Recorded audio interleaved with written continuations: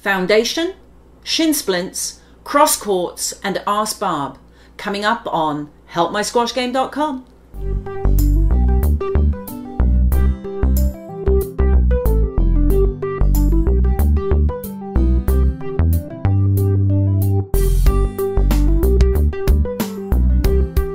Hi, and this is Barb Cooper at helpmysquashgame.com.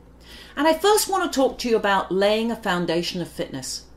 For those recreational players who've never been in the gym and started to work out other than on the squash court, I want you to think about doing some aerobic training in the gym. And when you start to do that sort of stuff, you have to lay a foundation. One of the best books I found for this is the Wharton's cardio fitness book. It's written by Jim and Phil Wharton. And what he does there is he lays out from week one exactly what you want to do in terms of training. And I'll give you a little idea. He's talking about 15 minutes a day, easy training.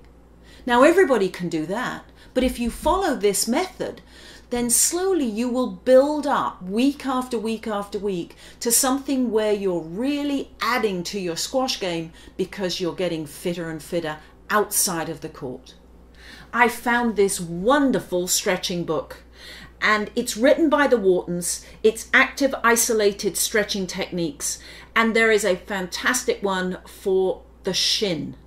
Check this stretch out. So here you are sitting on the ground. Keep one leg straight, bend the other leg across and bring it over. And what you're trying to do is you're trying to use the hand that's on your foot to press down and activate the stretch in the front of your leg. So here you're trying to get that muscle to loosen up and stretch by using the pressure on my right hand on my left foot.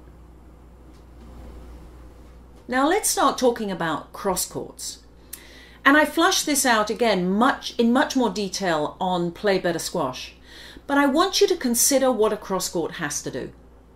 When you're playing crosscourts in a game, you would really like to hit the sort of crosscourt that will force a boast every time. So every time you play your crosscourt and it doesn't force a boast, in my world it's not quite good enough. Now there are lots of ways you can practice this. And the first one is to be on court warming up with your partner where you hit one straight, one crosscourt to them. If they let the ball go and they hit a boast out of it, you know you've done really well. Take that as an idea and progress with it.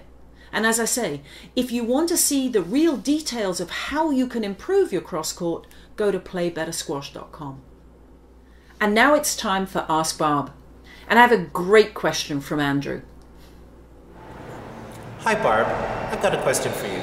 I'm playing in an upcoming singles tournament, and I would like to know what your recommendations are for preparing for that match, and how do I manage my effort during the course of the match to provide the best result at the end? Great question, Andrew. And this is how I would go in and approach it. First of all, I would always play to your strengths.